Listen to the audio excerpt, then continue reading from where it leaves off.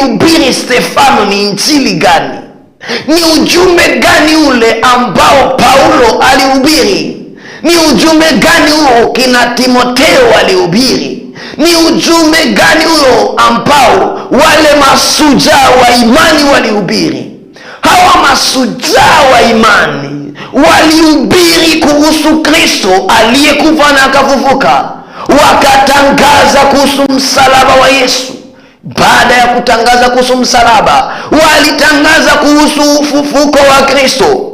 Baada ya kutangaza kuhusu ule ufufuko wa Yesu Kristo, walitangaza pia kuhusu ule utukufu ujao ambao ni ufufuko wa wafu kwa siku ya mwisho. Wale wote waliomwamini Yesu na wakakubali kuambatana na yeye kwa roho, wale waliohudumu kwa pendo, kwa sababu pana wale watu ambao wanakubali kuhudumu kwa pendo na wengine wanahudumu kwa namna ya kibinadamu, kwa namna ya kimwili, na hawa wameshapata zawabu yao hapa chini ya jua.